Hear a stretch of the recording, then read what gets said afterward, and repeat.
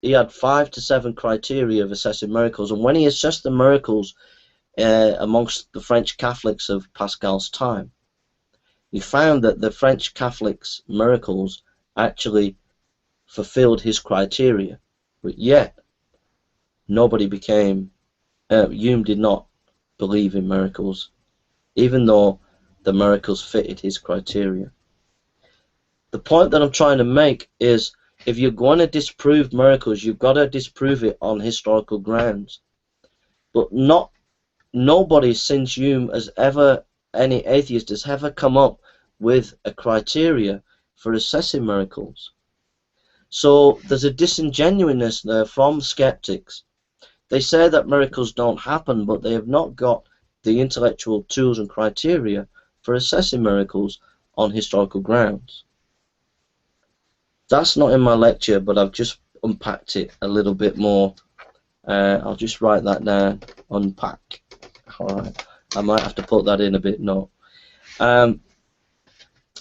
If you want details on that, go to Dr. Gary Habermas, PhD, on his website, and look at his PhD, and he goes into David Hume there at great length.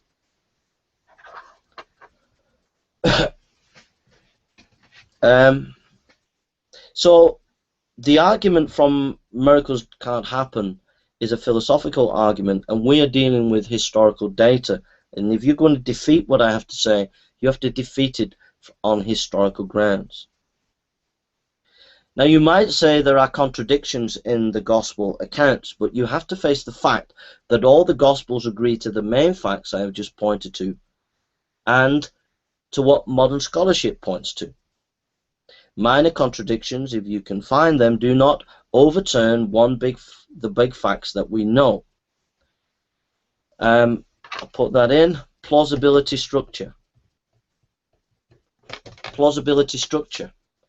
If we're making a scientific theory, if we have a good plausibility structure, if we have a good plausibility structure, i.e. that we have good solid evidence for the main foundations of a scientific theory, then we're not going to abandon that theory if we've got minor contradictions within that theory. Okay? That just doesn't happen.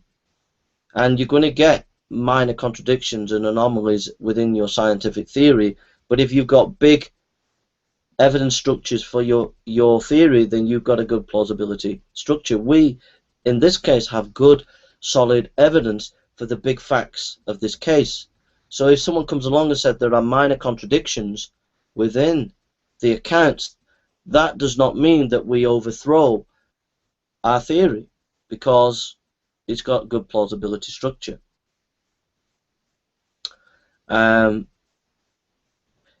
So saying that there are contradictions in the text doesn't actually deal with the argument. What you're actually doing as skeptics is you're attacking inerrancy. And now I believe in inerrancy, but that's not the argument. We're not here to defend inerrancy. We're here to defend, did Jesus Christ die and rise again? And we're doing that based on historical grounds, not on an inspired Bible. So all your argument does, when you say there are contradictions in the gospel accounts, when people are listening and looking on, and you see them and you point out some kind of contradictions in the text, that doesn't overthrow the fact that Jesus did die, that Jesus was buried in a tomb, and that the early disciples believed in a resurrection.